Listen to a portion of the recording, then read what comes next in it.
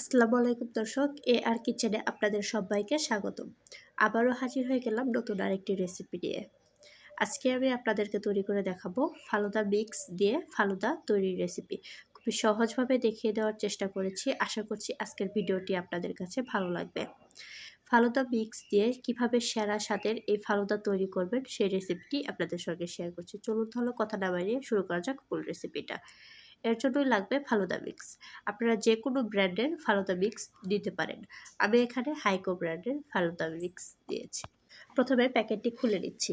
এখানে একটি জেলুর প্যাকেট আর একটি দেওয়া থাকে আপনার সাবুদানা, তোকমা দানা, চিনি এসব আর কি, সবগুলো দেওয়া থাকে এই প্যাকেটের ভিতরে।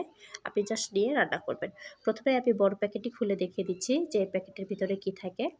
দেখতে পাচ্ছেন এই প্যাকেটের ভিতরে সাবুদানা, চিনি, তোকমা দানা, নুডলস এসব দেওয়া আছে আর কি, সবগুলোই দেওয়া থাকে। এরপর যে জেলুর প্যাকেটটা রয়েছে এর জন্য আমি 1/3 কাপ পরিমাণ পানি নিয়েছি। এখানে অবশ্যই গরম পানি নিতে হবে, ফুটন্ত গরম পানি। এবার জেলুর প্যাকেটটা দিয়ে দিচ্ছি, দিয়ে আমি ভালোভাবে মিশিয়ে দিচ্ছি। এটাকে আমি জেলু তৈরি করব, একটা সাইডে রেখে দিচ্ছি। আপনারা চাইলে 1 কাপ পরিমাণ পানির সঙ্গে এই জেলুর প্যাকেটটি দিয়ে 5 মিনিট চুলার উপরে জাল করে নিলেই আপনাদের জেলুটি সেট হয়ে যাবে।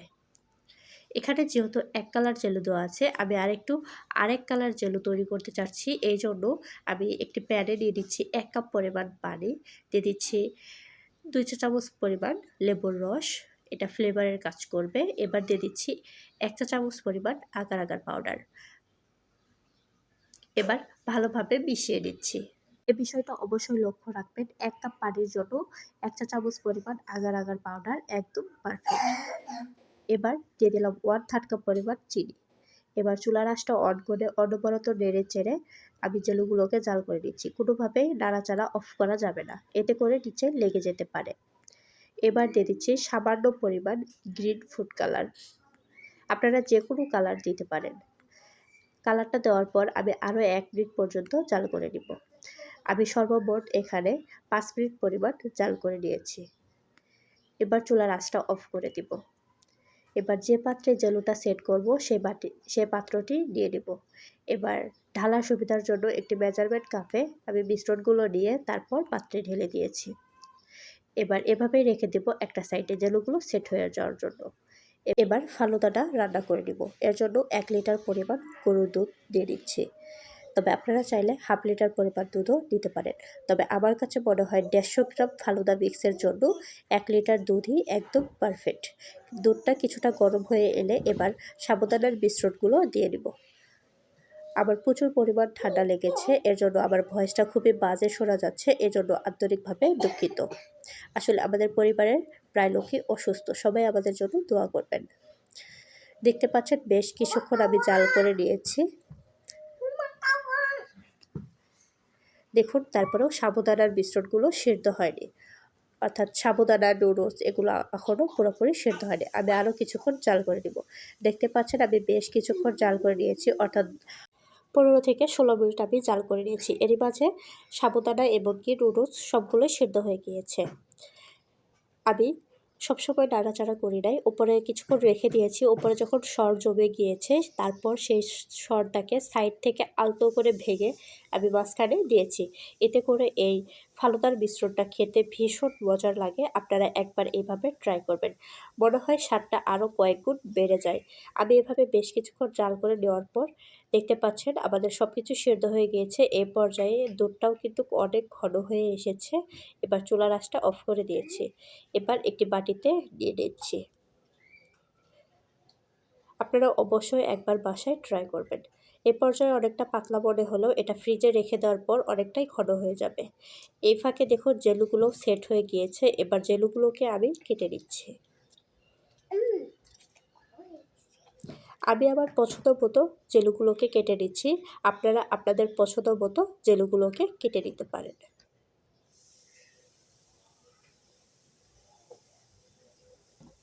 দেখুন মাশাআল্লাহ জেলুগুলোকে কতটা সুন্দর লাগছে।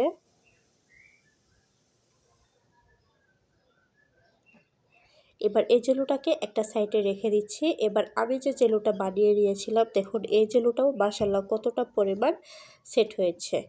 এই জেলুগুলোকেও আমি এভাবে কিউব করে কেটে নিয়েছি। এবার এই জেলুগুলোকে একটা সাইডে রেখে দিচ্ছি। এবার ফ্রিজ থেকে ফালুদাগুলোকে বের করে দিয়েছি। দেখতে পাচ্ছেন মাশাআল্লাহ কতটা পরিমাণ ঘন হয়েছে। এই পর্যায়ে আপনারা কিন্তু যে কোনো ফলও অ্যাড করে দিতে পারেন, তবে আমি এই পর্যায়ে দিয়ে দিচ্ছি খেজুর। এখানে 10 থেকে 15টি খেজুর আমি এভাবে কুচি করে কেটে নিয়েছি, সেটি দিয়ে দিলাম। এবার ভালোভাবে মিশিয়ে নিচ্ছি। ভালোভাবে মিশিয়ে নেওয়া হয়ে গেলে এখানে দিয়ে দিচ্ছি প্যাকেটের সঙ্গে যে জেলোটা ছিল সেটা। আপনারা আপনাদের পছন্দ মতো জেলোটি অ্যাড করে নিতে পারেন। এবার দিয়ে দিলাম আমি যে জেলোটি বাসায় তৈরি করেছি সেটা। আমি আমার পছন্দ মতো জেলুগুলোকে অ্যাড করে নিয়েছি, আপনারা আপনাদের পছন্দ মতো জেলুগুলোকে অ্যাড করে নিতে পারেন। এবার জেলুগুলোকে ভালোভাবে মিশিয়ে নিচ্ছি।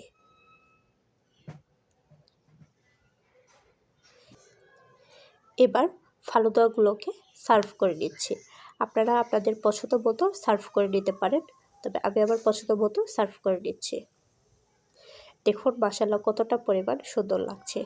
ওপর দিয়ে আমি কিছু গ্রিন কালারের জেলু এবং কিছু স্ট্রবেরি জেলু দিয়ে দিলাম। উপর থেকে দিয়ে দিচ্ছি কাঠবাদাম কুচি।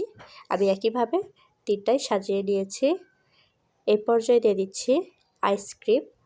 এই ফালুদাতে কিন্তু আইসক্রিম দিলে স্বাদটা আরও কয়েক গুণে বেড়ে যায়। অবশ্যই চেষ্টা করবেন আইসক্রিম দেওয়ার জন্য। আমি পরে আবারও কিছু আইসক্রিম দিয়ে উপরে কাঠবাদাম কুচি দিয়ে সাজিয়ে নিয়েছি। তো আপনাদের কাছে আজকের এই রেসিপিটি কেমন লাগলো অবশ্যই কমেন্ট করে জানাতে ভুলবেন না। আজকের এই ভিডিওটি যদি আপনাদের কাছে ভালো লেগে থাকে তাহলে একটি লাইক দিতেও ভুলবেন না। সবাই ভালো থাকবেন, সুস্থ থাকবেন। আল্লাহ হাফেজ।